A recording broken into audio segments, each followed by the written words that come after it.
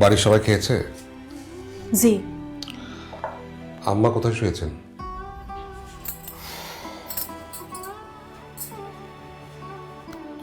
তিনি জুনির ঘরে। জুনির ব্যামো আবার বাড়িছে। সে কি, ওর আবার কি হয়েছে? এত কবিরাজ ভর্তি দেখালাম, তারপরও। আপনি যদি অনুমতি দেন তাইলে একটা কথা। আমাকে কথা বলার জন্য তোমার কবে থেকে অনুমতির প্রয়োজন হচ্ছে? তা লয়, তারপরেও আমি বলছিলাম কি, আমার মনে হয় এই গায়ের কোনো কবিরাজ বুদ্ধের কাম লয় জুনির রোগ সারানো। যদি শহর থেকে ডাক্তার বুদ্ধি আনা যেত। শহরের ডাক্তার? আপনি তো চেষ্টার কোনো ত্রুটি রাখেন লাই, তাইলে এটাই বা বাদ রাখেন কেন? শহর থেকে ডাক্তার হেকিম এসে যদি ধুনিরে সারাই ফেলতে পারতো তাইলে তো। সে ঠিক আছে, কিন্তু এই মুহূর্তে তো আমার পক্ষে শহরে যাওয়া সম্ভব না। আপনি তো সব সময় কাম কাজ নিয়ে ব্যস্ত থাকেন। এখন আপনার বোনেরা তো ব্যামো, তার থেকে কি আপনার কাম কাজ বেশি হয়ে গেল? না না, সে কথা না। আসলে একটা জমির সন্ধান পেয়েছি। আগামী সপ্তাহের মধ্যে কিনতে না পারলে জমিটা হাতছাড়া হয়ে যাবে। সে কাজ অন্য কাকুতে করাও সম্ভব না। তাইলে আর কাউরে বলে দেখবেন? আচ্ছা দেখি, দাদাকে বলে দেখি কি করা যায়। তাই বলে দেখেন, আমার আর ভালো লাগছে লাই। ওদিকে শহরেও আবার অসহযোগ আন্দোলনের তোড়জোড় চলছে। দেখি তার আগে কিছুটা করা যায় কিনা। অসহজ মানে কি আমি বুঝতে পারি লাই। এই ব্রিটিশ সরকারকে অসহযোগিতা করা, বিদেশি জিনিস বর্জন করা, এইসব আর কি। ছাড়ো, এসব কথা ছাড়ো। সেই আমি এগুলো ভাবে কি করব। আমি ভাবছি জুনির কথা। তার শহরের ডাক্তার হেকিক পাওয়া যাবে তো?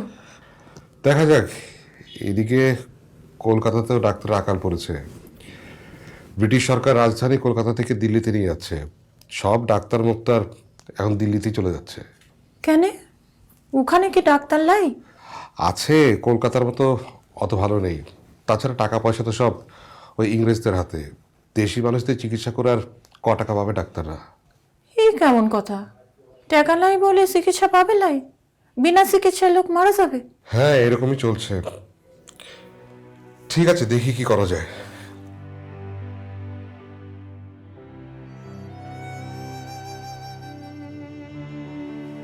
শোনো,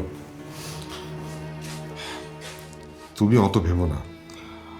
তুমি যখন বলেছো, আমি নিশ্চয়ই শহরে ডাক্তার কি চিকিৎসার ব্যবস্থা করব।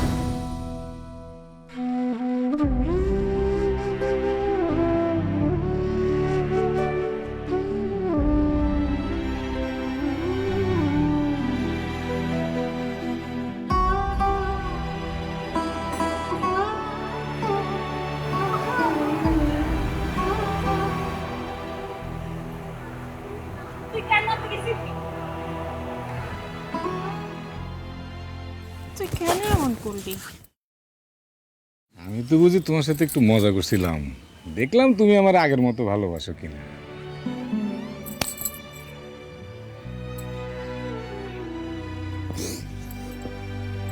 তুই জানিস না, তোর কিছু হলে আমার পরানটা বাইরে যায়।